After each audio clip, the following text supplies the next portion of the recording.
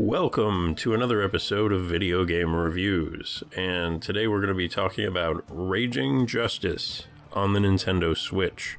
Raging Justice is a beat-em-up game, as you can see from the footage in the background, and it's a little bit more of a budget title. I want to say that I paid, and bear in mind that this may have been on a you know what, I can't remember what I paid for it, to be totally honest with you, but I'm pretty sure it was on sale, and I want to say it was around $7 and change. And here's the thing, man, there's not anything terribly wrong with this game. What this whole thing really boils down to is whether or not the game is redundant. In other words, like, if I already have Streets of Rage 4, which is, you know, in my estimation and in the estimation of many players, kind of the cream of the crop as far as this genre goes. So if you already have Streets of Rage 4, like, why play this one? You know what I mean? And so the reason that I bought it was I just wanted to play through a game that I hadn't already played before. I knew that it was probably going to be a fairly disposable experience, and for me, at least, it was. So let's get down to it. The audio is kind of unremarkable, I would say.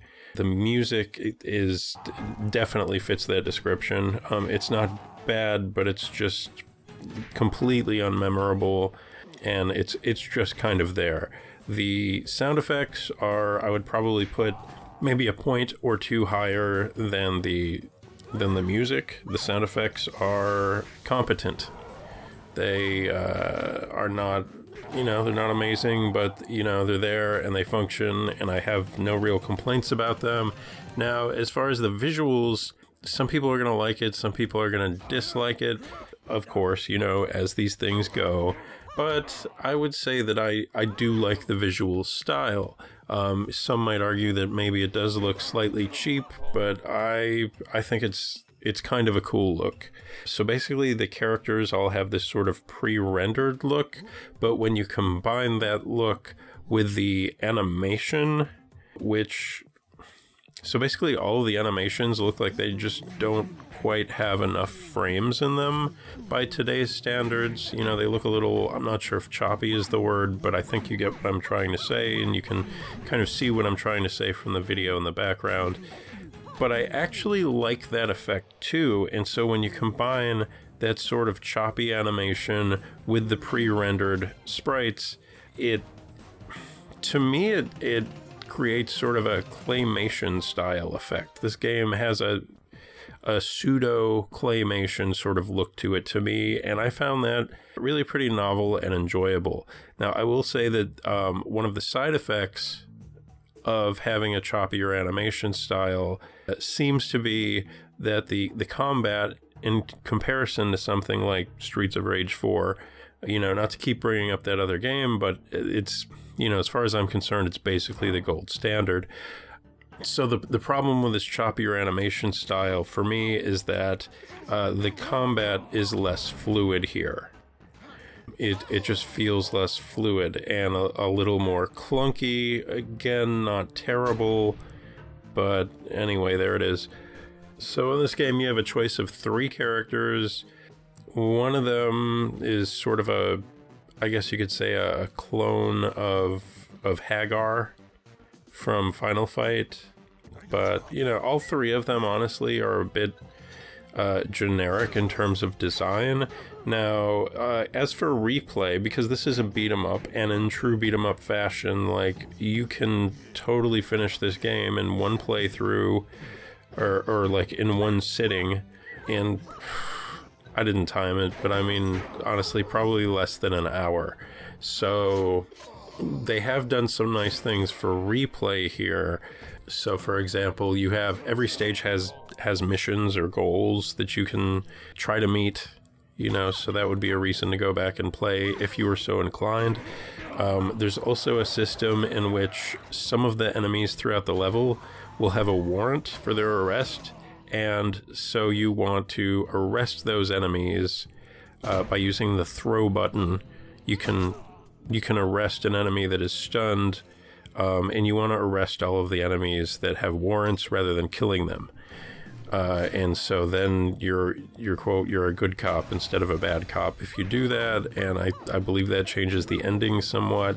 But that brings me to my next and maybe my final point, which is, even though they did create all of these sorts of little challenges and slightly different ways that you can play the game to increase the replay value, I didn't really find any of them compelling. So yes, I've finished the game, but I haven't mastered the game or whatever you want to. I didn't go back and get all the extras. I just wasn't that interested. But you know what? For the price that I paid for this game, I'm kind of okay with that. Like I said earlier on, I knew this was going to be kind of a disposable purchase. You play through it once or twice or I think I played through it once with each character or something like that. But then I was pretty much done with it.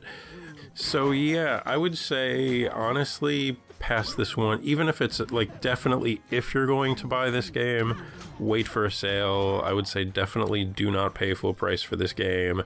And you could do worse if you're just looking for, if you're in the same position that I was in, where you are just looking to play something that you haven't played before. This is okay. This is what would have been a rental back in the day, and if you're okay with that, then go for it. But otherwise, I would say save your money for Streets of Rage 4.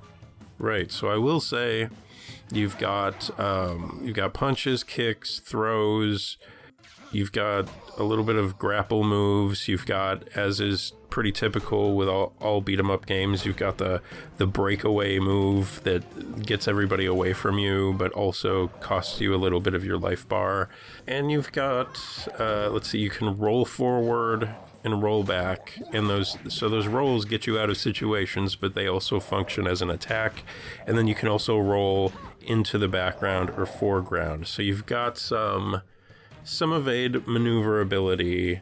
Of course, you can pick up weapons off of the ground and either swing or throw those. So a lot of your more standard, beat 'em up gameplay, and it's handled competently. But that's all I really have to say about Raging Justice on the Nintendo Switch. So thanks for dropping by today, guys. Please click like and subscribe and click the little bell so you can see when I put out a new video. Thanks for watching. Bye-bye.